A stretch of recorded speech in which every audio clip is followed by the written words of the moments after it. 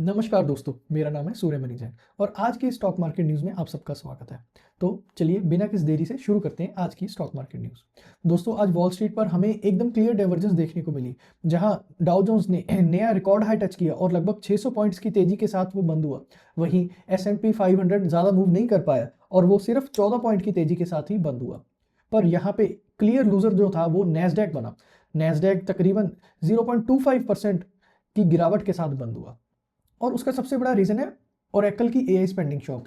Company ने results में Claude AI revenue की अर्निंग एक्सपेक्टेशन मिस कर दी और साथ ही ये भी अनाउंस कर दिया कि एआई डेटा सेंटर के लिए उनको एनुअल केपेक्स अब $50 बिलियन के आसपास ले जाना पड़ेगा। मार्केट को ये लगा कि एआई के नाम पर जो इतना हैवी खर्चा हो रहा है वो अभी तक प्रॉफिट में तो कन्वर्ट हुआ नहीं, यानी कहीं ना कहीं ये एआई बबल तो नहीं है और एआई बबल का रिस्क कहीं सच तो नहीं है। इस अनाउंसमेंट के बाद ओरेकल का स्टॉक 11 से 15% तक क्रैश हो गया और उसके साथ साथ पूरा एआई, क्लाउड और टेक बास्केट प्रेशर में आ गया, क्योंकि नैस्डैक में टेक का वेट सबसे ज़्यादा है, इसलिए सबसे बड़ी मार नैस्डैक ने खाई। S&P 500 भी थोड़ा सा स्लिप हुआ, लेकिन उसको वैल्यू और साइक्लिकल सेक्टर ने संभाल लिया, जबकि डाउ जोन्स जिसमें टेक वेट कम है और फाइनेंशियल, इंडस्ट्रियल और मटेरियल जैसे सेक्टर्स ज़्यादा है, वो आज कंफर्टेबली इसी के कारण ग्रीन जोन में रह के बंद हुआ। ये मूव सिर्फ एक कंपनी की वजह से नहीं बल्कि एक बड़ा मैसेज भी दे रहा है। मार्केट अब ग्रोथ से वैल्यू की तरफ रोटेट कर रहा है। आज हमने देखा कि एआई और हाई ग्रोथ टेक से पैसा निकलकर कैसे बैंक्स, इंडस्ट्रीज, मटेरियल और स्मॉल कैप्स में जा रहा है। बैकग्राउंड में कल फेड ने 25 बेसिस पॉइंट का रेट कट भी किया है, जहां सेंट्रल बैंक ने सिग्नल दिया है कि फिलहाल हाइक्स जो है वो खत्म है, लेकिन आगे जो कट्स होंगे वो सारे डेटा डिपेंडेंट ही होंगे। वहीं जॉबलेस क्लेम्स को हम देखें तो वो 2,36,000 के ऊपर निकल गया है, जो लेबर मार्केट में थोड़ी सॉफ्टनेस दिखाता है। इसलिए ओवरऑल सेंटिमेंट जो है वो कंप्लीटली बेरिश नहीं, सिर्फ टेक वैल्यूएशन के अराउंड रियलिटी चेक चल रहा है। तो समरी सिंपल है दोस्तों, डाउ और वैल्यू स्टॉक्स पार्टी कर रहे हैं, S&P 20 में अटका हुआ है और नैस्डैक ओरेकल ने एआई के नाम पर अच्छी खासी पिटाई खाई। आज का मैसेज क्लियर है दोस्तों, मार्केट एआई ड्रीम को क्वेश्चन कर रहा है और साथ ही फेड के रेट कट का फायदा ट्रेडिशनल सेक्टर को ज़्यादा मिल रहा है। तो चलिए अब हम बढ़ते हैं हमारे ग्लोबल इकोनॉमिक न्यूज़ के साथ, जहां आज की सबसे इंपॉर्टेंट न्यूज़ जो है वो मैक्सिको से आ रही है, जिसने बिना किसी वार्निंग के कंट्रीज जो कि मैक्सिको के फ्री ट्रेड एग्रीमेंट में फॉल नहीं करते उन पर 50% इंपोर्ट टैरिफ ड्यूटी लगा दी गई है और इसमें हमारा इंडिया भी शामिल है। और ये बॉम्ब इतना खतरनाक है कि हमारे मैक्सिको के होने वाले $9 बिलियन के एक्सपोर्ट को डैमेज कर सकता है, जिसकी वैल्यू अराउंड 81,000 करोड़ बनती है। और ये डैमेज जो है हमारे car companies, auto parts makers, two wheeler, steel, plastic, textile, chemical जैसे सेक्टर्स को एक बड़ा हिट दे सकता है। और सबसे शॉकिंग है हमारे इंडियन कार मैन्युफैक्चरर्स के लिए, जो कि हर साल 9,000 करोड़ का एक्सपोर्ट मैक्सिको को करते हैं। यानी अब मैक्सिको का डोर हमेशा के लिए बंद हो गया है, क्योंकि 20% ड्यूटी से सीधा 50% ड्यूटी लगा दी गई है, जिसका मतलब है कि इंडियन कार जो हैं वो मैक्सिको में 25 से 30% तक महंगे हो जाएंगे। डिमांड कोलैप्स करेगी, ऑर्डर्स कैंसिल होंगे और रेवेन्यूज प्रॉफिट पर हिट आएगा। और यहाँ पे सबसे बड़ा झटका Hyundai Motors, Bajaj auto, TVS, Tata Motors के एक्सपोर्ट को लग सकता है। और साथ ही ऑटो एंसिलरी कंपनीज जैसे मदरसन सुमी, सोना, BLW, Bharat forge, JK tyre, जिनके मैक्सिको सप्लाई चेन्स काफ़ी स्ट्रांग है, उनको लग सकता है। और साथ ही इनकी ऑर्डर बुक्स पे प्रेशर दिख सकता है। पर दोस्तों, सबसे ज़्यादा गुस्सा इस बात का नहीं है कि ये स्टेप इंडिया के खिलाफ लिया गया है, बल्कि इस बात का है कि ये स्टेप यूएस को खुश करने के लिए लिया गया है।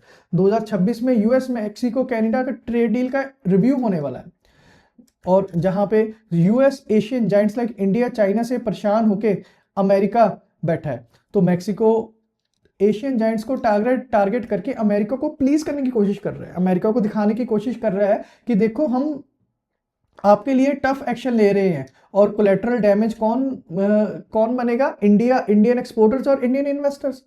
तो अब देखना होगा कि गवर्नमेंट इस पर क्या एक्शन लेती है और इंडियन एक्सपोर्टर्स जो ऑलरेडी स्ट्रेस्ड है उनको बचाने के लिए क्या किया जाता है। तो दोस्तों, बढ़ते हैं हम अपनी अगली न्यूज़ की ओर। तो आज दुनिया की जियोपॉलिटिक्स में एक बहुत ही इंपॉर्टेंट डेवलपमेंट हुआ है। PM Shri Narendra Modi, president Donald Trump के बीच एक हाई लेवल स्ट्रेटेजिक कॉल हुई है, जिसमें बात हुई है डिफेंस कॉपरेशन को लेके, एडवांस टेक्नोलॉजी पार्टनरशिप को लेके और इंडो पैसिफिक सिक्योरिटी पर। पर इस कॉल की रियल कहानी सिर्फ डिप्लोमेसी तक सीमित नहीं है, ये एक सिग्नल है कि ग्लोबल पावर स्ट्रक्चर किस तरह शिफ्ट हो रहा है। आज इंडिया की पोजीशन ऐसी है कि कोई भी सुपर पावर हमारे बिना एशिया का फ्यूचर डिजाइन नहीं कर सकता। इंडो पैसिफिक की स्टेबिलिटी हो, ट्रेड रूट्स की सेफ्टी हो या चाइना का इन्फ्लुएंस को बैलेंस करना हो, इंडिया सेंट्रल पिलर बन चुका है। और ये इंटरेस्टिंग तब होता है जब हमारे पिछले कुछ दिनों की डेवलपमेंट को हम देखते हैं। रशिया की प्रेसिडेंट इंडिया में जब विजिट किए तो उन्होंने एश्योर किया कि एनर्जी नीड्स जो है अनइंटरप्टेड रहेंगी, डिफेंस स्पेस कोऑपरेशन एक्सपैंड होगी और अमेरिका का प्रेसिडेंट हमारे अब प्राइम मिनिस्टर को डीपर मिलिट्री और टेक इंटीग्रेशन पर बात कर रहा है।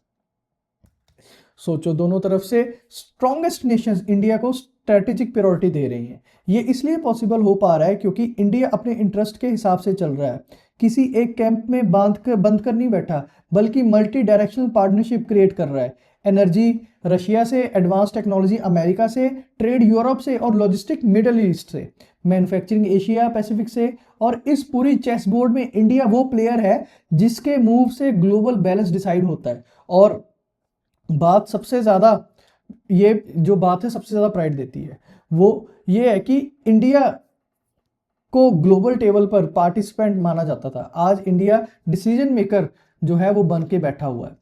पहले हम वर्ल्ड पावर को फॉलो करते थे, आज वर्ल्ड पावर हमारी अलाइनमेंट, हमारी पोजीशन और हमारे प्रेफरेंसेस को फॉलो कर रहे हैं। मोदी ट्रम्प कॉल का एक्सेंस ये है कि India is not reacting to global events anymore, India is shaping them. और दोस्तों, ये मूवमेंट हमें रिमाइंड करवाता है कि हम सिर्फ एक फास्ट ग्रोइंग इकोनॉमी नहीं है, बल्कि वो नेशन बन चुके हैं जो आज कोई भी इग्नोर नहीं कर सकता। This is India rising confident, strategic and right at the centre of world geopolitics. और उसके साथ आज हमें आगे ये भी देखने को मिलेगा कि कैसे हमारी ट्रेड डील जो है वो जल्द ही फाइनलाइज हो सकती है। तो चलिए दोस्तों, अब हम बढ़ते हैं हमारे डोमेस्टिक इक्विटीज के सेक्शन की ओर। तो फाइनली 3 दिन की लंबी गिरावट के बाद आज मार्केट में हमें एक रिलीफ रैली देखने को मिली, जहां सेंसेक्स 426 पॉइंट चढ़कर और निफ्टी 140 पॉइंट चढ़कर क्लोज हुआ, जब जो कि एक्सपेक्टेड भी था कल के रेट कट की वजह से, क्योंकि कल के रेट कट ने हमें बताया कि इस वक्त सिस्टम को लिक्विडिटी की कितनी ज़्यादा ज़रूरत है एंड गवर्नमेंट उसको भर भर के देने के लिए रेडी है। तो फिर चाहे वो इन्फ्लेशन जैसे एक इंपॉर्टेंट पैरामीटर को इग्नोर करके, उसको बाईपास करके ही क्यों ना उनको करना पड़े। और वो यार करें भी क्यों ना, आफ्टर ऑल गवर्नमेंट तो लोगों से चलती है ना। अगर लोग खुश नहीं है तो गवर्नमेंट नहीं रहती, वो ऑपोजिशन पार्टी में बैठ जाती है। तो कभी कभी ऐसे क्रिटिकल पैरामीटर्स को बाईपास किया जाता है और कभी कभी फ्री की रेडियां बांटी जाती हैं और इकोनॉमी को पिटने दिया जाता है, क्योंकि वोटिंग राइट जो है वो तो लोगों के पास है ना यार, इकोनॉमी के पास थोड़ी है।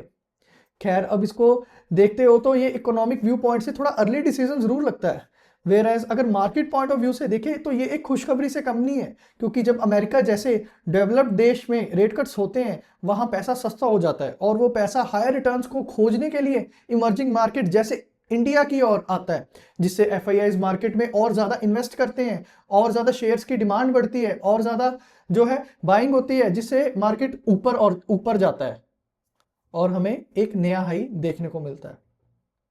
तो चलते हैं हम हमारे सेकंड रीजन की ओर, जो कि बहुत ही क्रिटिकल रीजन है, जो कि है इंडिया यूएस के ट्रेड डील को लेके, जिस पर हमारे चीफ इकोनॉमिक एडवाइजर वी अनंता नागेश्वर जी का एक बयान आया है, जिस पर उन्होंने कहा है कि इंडिया और यूएसए की ज़्यादातर इश्यूज अब सॉर्ट हो चुके हैं एंड हाई प्रोबेबिलिटीज हैं कि ये ट्रेड डील जो फंसी हुई है ये फाइनेंशियल ईयर एंड तक हो जाए। और उन्होंने ये भी बोला है कि रुपी अंडरवैल्यूड है इस टाइम इंडिया के फंडामेंटल्स के कंपैरिजन में, और इसका सीधा सबूत हमें मिलता है इन्फ्लेशन से, जो कि रुपी के 5% गिरने के बाद भी स्टेबल है, जो कि बात सही भी है। दोस्तों, आपने देखा होगा जो इकोनॉमीज वीक होती हैं, जिनकी करेंसी इकोनॉमिक डाउनटर्न की वजह से गिरती है, वहां चीजों के दाम आसमान छूते हैं और महंगाई आउट ऑफ कंट्रोल होने लगती है और करेंसी की वैल्यू भी खत्म होने लगती है, जो कि बिल्कुल उल्टा है इंडिया के सिनेरियो में। मोर ओवर आरबीआई और गवर्नमेंट भी पहले जैसे मेजर्स नहीं ले रहे। पहले वो डॉलर को मार्केट में हैवीली सेल करते थे रुपये को स्टेबल करने के लिए, क्योंकि इसका कोई नेगेटिव इंपैक्ट नहीं आ रहा है इकोनॉमी पर, और उल्टा हमारे एक्सपोर्टर्स को इसका बेनिफिट हो रहा है। टैरिफ की मार जहां 50% है, वही रुपये के 5% गिरने से वो 5 से 10% तक कम हो गई है, और हमारे एक्सपोर्टर्स को फिर से दोबारा एक कॉम्पिटिटिव एज मिलनी शुरू हो गई है आउटसाइड वर्ल्ड में। तो चलिए चलते हैं हम हमारे तीसरे रीजन की ओर, जहां इंडिया विक्स आज 3.5% तक डिक्लाइन हुआ और जो इंडिकेट करता है कि मार्केट से अनसर्टनिटी जो है वो कम हो गई है और मार्केट स्टेबिलिटी की ओर बढ़ रहा है। लेकिन हमारी वॉलेटिलिटी के देवता जब तक पावर में बैठे हैं मिस्टर डोनाल्ड ट्रंप, तो अनसर्टनिटी खत्म होना एक इम्पॉसिबल सिनेरियो मेरे को तो लगता है। पर खैर शॉर्ट टर्म में ये खुशी की बात है, तो इसे एंजॉय करना चाहिए और हमें मार्केट को चीयर अप होते देखना चाहिए। तो ये थे आज के इंपॉर्टेंट रीजन जिन्होंने आज हमारे इंडियन मार्केट्स को ड्राइव किया। तो दोस्तों आगे बढ़ते हैं हम हमारी डोमेस्टिक इकोनॉमी की न्यूज़ की ओर। तो पहली न्यूज़ ये है कि आज आने वाले हैं हमारे सीपीआई इन्फ्लेशन के number. CPI inflation means consumer price index inflation. CPI को समझने के लिए ऐसे समझना होगा कि एक बास्केट है जिसमें हमने दाल, चावल, आलू, सब्जी, किराया, बिजली का बिल, फुटवेयर, बस का किराया, स्कूल फीस, मोबाइल रिचार्ज सब कुछ डाल दिया। गवर्नमेंट हर महीने पूरे इंडिया के हजारों दुकानदारों से इन सब आइटम्स की प्राइसेस कलेक्ट करती है, फिर देखती है पिछले महीने के मुकाबले इस महीने इस बास्केट में कितनी महंगाई हुई। अगर इस बास्केट में 1% महंगाई हुई तो इन्फ्लेशन 1%, अगर इस बास्केट में 10% महंगाई हुई तो इन्फ्लेशन 10% प्रिंट होके आता है। लेकिन इंडिया में सबसे बड़ा जो सीपीआई में कोई ड्राइवर है वो है खाने की इन्फ्लेशन का, that is food inflation. Almost आधा सीपीआई खाना ही होता है। मतलब दाल, चावल, आलू, सब्जी महंगी हुई तो इन्फ्लेशन तुरंत शूट अप कर जाएगा। पेट्रोल महंगा हो जाए पर खाना सस्ता हो तो इन्फ्लेशन इतना नहीं बढ़ेगा। इसलिए सीपीआई का सबसे बड़ा ड्राइवर होता है फूड इन्फ्लेशन। तो अब बात करते हैं करंट सिनेरियो की। अभी हमारा इन्फ्लेशन काफी नीचे चल रहा है, अक्टूबर में सिर्फ 0.25%, तो जो कि ऑलमोस्ट जीरो ही होता है। इसलिए आरबीआई ने भी इसे देखते हुए रिसेंटली 25 बेसिस पॉइंट का रेट कट कर दिया है। जी हाँ दोस्तों, रेट कट हो सकता है या नहीं हो सकता, इसमें सीपीआई का एक बहुत इंपॉर्टेंट रोल रहता है। सीपीआई एक इंपॉर्टेंट पैरामीटर देखा जाता है और अगर ये सेट पैरामीटर को मीट करे तभी रेट कट या रेट हाइक की तरफ मूव किया जाता है। तो अब बात करते हैं हमारी मार्केट एक्सपेक्टेशन की, जो लोग हम एक्सपेक्ट कर रहे हैं। तो हम ये एक्सपेक्ट कर रहे हैं कि सीपीआई का नंबर 0.7 से 0.8 के आसपास आना चाहिए। क्यों? क्योंकि फूड इन्फ्लेशन प्राइसेस में कुछ सॉफ्टनिंग खत्म हुई है, बेस इफेक्ट इतना फेवरेबल नहीं है, पर ओवरऑल इन्फ्लेशन अभी भी कंट्रोल में रहने वाला है। तो दोस्तों आज के सीपीआई को सिंपली एक नंबर नहीं बल्कि इंडिया की इकोनॉमी की हार्ट बीट समझना चाहिए हमें। अगर ये नंबर एक्सपेक्टेशन में रहा मार्केट्स शांत रहेंगे, अगर ऊपर शूट किया तो मार्केट्स थोड़े नर्वस होंगे, और अगर बहुत नीचे आया तो रेट कट रैली शुरू हो सकती है। इसलिए आज सीपीआई रिपोर्ट को कार्ड को ट्रैक करना इन्वेस्टर के लिए क्रूशियल है। तो दोस्तों जो हमारी अगली न्यूज है वो नीति आयोग की तरफ से आ रही है, जिन्होंने एक बहुत ही इंटरेस्टिंग आई ओपनिंग रिपोर्ट जो है वो पब्लिश की है। और इस रिपोर्ट और इस जानकारी की तरफ अभी इकोनॉमी में कोई भी ध्यान नहीं दे रहा। और वो रिपोर्ट ये है कि इंडिया का इक्विटी मार्केट तो रॉकेट बन चुका है, लेकिन कॉर्पोरेट डेट जो है यानी बॉन्ड मार्केट अभी भी बचा हुआ है। नंबर सुनो, मार्च 25 तक हमारा कॉर्पोरेट बॉन्ड मार्केट लगभग $642 बिलियन का था, लेकिन इक्विटी मार्केट $4.3 ट्रिलियन का था, यानी लगभग 7 गुना बड़ा। मतलब कंपनी शेयर बेच के तो इजीली पैसा उठा रहे हैं, लेकिन लॉन्ग टर्म प्रोजेक्ट्स जैसे highways, power plant, sports, MSME, startups, green energy, इन सबको जो सस्ता लॉन्ग टर्म डेट चाहिए वो बॉन्ड मार्केट से आता है, और वही अभी वीक है। नीति आयोग ने वार्निंग दी है कि अगर हम विकसित भारत $30 ट्रिलियन इकोनॉमी का सपना पूरा करना चाहते हैं तो सिर्फ इक्विटी और बैंक्स पर डिपेंड रह के नहीं हो सकता, क्योंकि बाद में ये एक बॉटलनेक बन जाएगा। इसीलिए उन्होंने एक 3 फेज रोड मैप दिया है। शॉर्ट टर्म 1-2 साल में फोकस होगा बैंकरप्सी लॉ स्ट्रॉन्ग करने पर, एक unified bond market task force बनाने पर, लोअर रेटेड कंपनीज के बॉन्ड्स के लिए क्लियर रूल्स लाने पर, और पूरा इंश्योरेंस लिस्टिंग प्रोसेस को डिजिटल बनाने पर।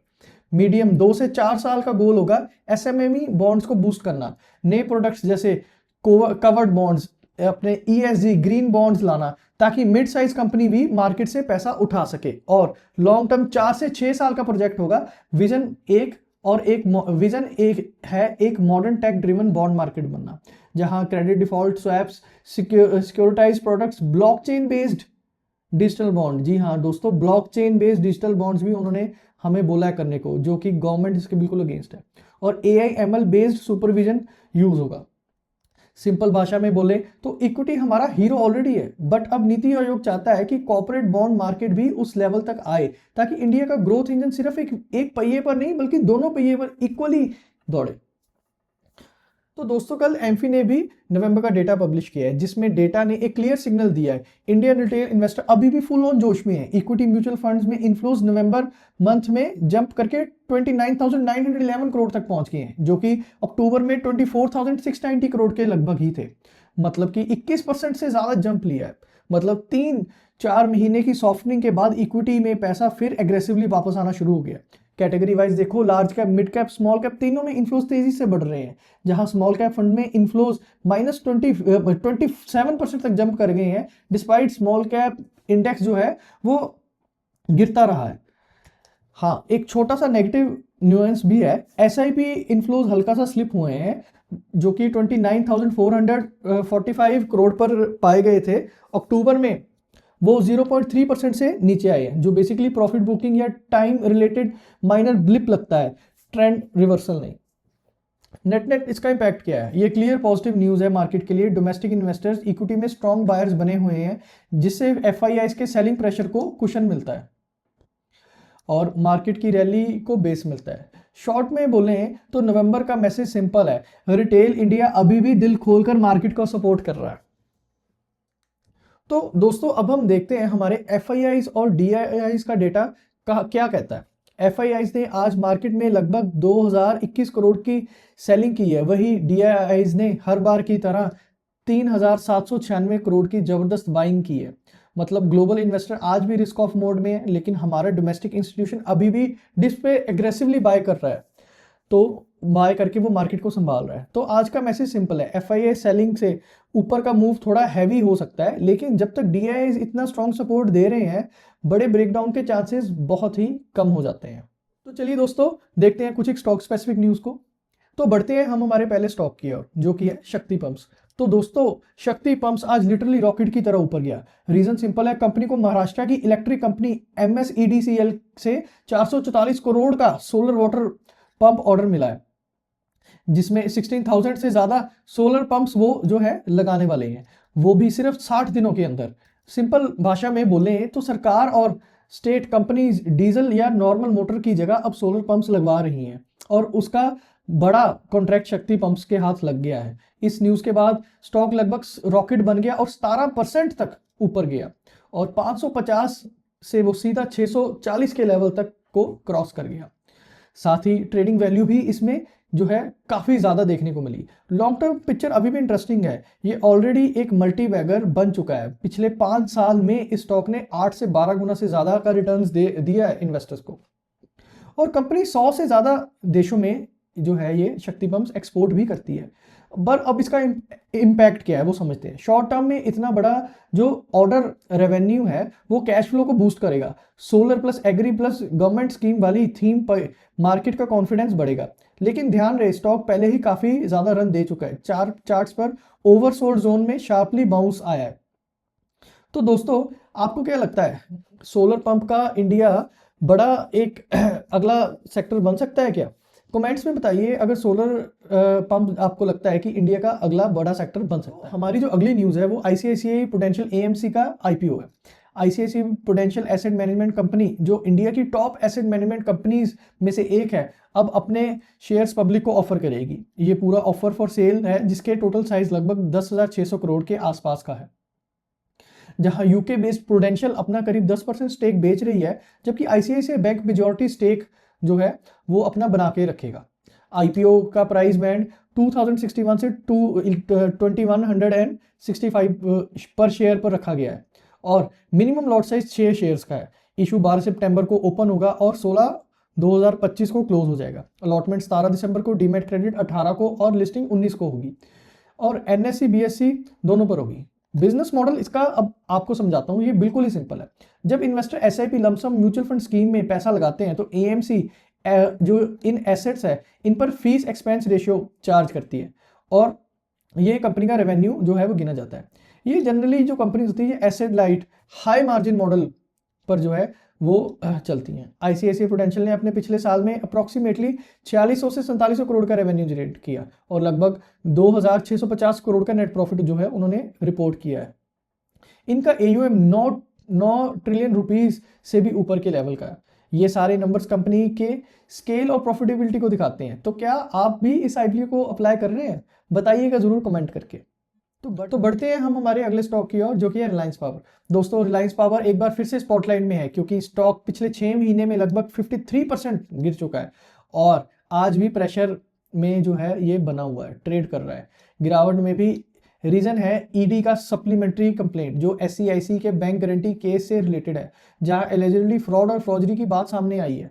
कंपनी का कहना है कि वो इसमें कल्प्रिट नहीं है, बल्कि इसमें वो विक्टिम है, क्योंकि उन्होंने खुद थर्ड पार्टीज के खिलाफ कंप्लेंट की है। जो कंप्लेंट है, जो वो गारंटी अरेंज कर रही है। ईडी के कंप्लेंट में जो 10,000 करोड़ का एसेट नंबर आ रहा है, वो कंपनी कह रही है कि उसका जो मेजॉरिटी पार्ट रिलायंस कम्युनिकेशन का है, जो ग्रुप का अब हिस्सा भी नहीं है। मार्केट इस लीगल अनसर्टेनिटी को नेगेटिव मान रहा है, इसलिए स्टॉक सेंटिमेंट वीक बना हुआ है। तो चलिए दोस्तों, अब हम बढ़ते हैं हमारे अगले स्टॉक की ओर, जो है वेल्सपन कॉर्पोरेशन। दोस्तों, वेल्सपन कॉर्प आज न्यूज में रहा क्योंकि कंपनी के एसोसिएट ईपीआईसी ने सऊदी वाटर अथॉरिटी के साथ लगभग 1165 करोड़ का स्टील पाइप कॉन्ट्रैक्ट साइन किया है, जो सिर्फ 6 महीने में उनको डिलीवर करना है। हेडलाइन देखें तो ये है कि इसमें काफी हेडलाइन को काफी स्ट्रॉन्ग न्यूज जो है वो माना जा रहा है। सऊदी अपना वाटर इंफ्रास्ट्रक्चर एग्रेसिवली एक्सपैंड कर रहा है और वेल्सपन को इस प्रोजेक्ट में अच्छा हिस्सा मिला है। लेकिन ट्विस्ट ये है कि इतनी अच्छी न्यूज़ के बावजूद स्टॉक लगभग 2 से 3.5% डाउन क्यों हुआ है? क्योंकि मार्केट में सिर्फ बड़ा ऑर्डर नहीं देखता, मार्केट ये भी देखता है स्टॉक पहले ही मल्टीबैगर रैली दे चुका है और उसके पीईज काफी हायर लेवल पे हैं। तो इन्वेस्टर ने इस गुड न्यूज को प्रॉफिट बुकिंग का मौका बना लिया रेदर देन इन्वेस्टिंग का। साथ ही मार्केट मार्जिन, एग्जीक्यूशन रिस्क और वर्किंग कैपिटल जैसे फैक्टर्स को भी प्राइस इन करता है, इसलिए शॉर्ट टर्म रिएक्शन म्यूटेड या नेगेटिव आ सकता है। इसका मतलब ये है कि स्टॉक पॉजिटिव है, ऑर्डर बुक और रेवेन्यू विजिबिलिटी स्ट्रांग है, लेकिन शॉर्ट टर्म में प्राइस एक्शन हमेशा हेडलाइन के हिसाब से सीधा ऊपर नहीं जाता। दोस्तों, इसी के साथ आज की हमारी स्टॉक मार्केट न्यूज समाप्त होती है। और अगर आज का मार्केट अपडेट आपको हेल्पफुल लगा हो तो वीडियो को कृपया लाइक करें, शेयर करें और चैनल को सब्सक्राइब करना मत भूलें। मैं हूं सूर्यमणि जैन और मिलते हैं कल सुबह एक फ्रेश मार्केट ब्रेकडाउन के साथ। धन्यवाद।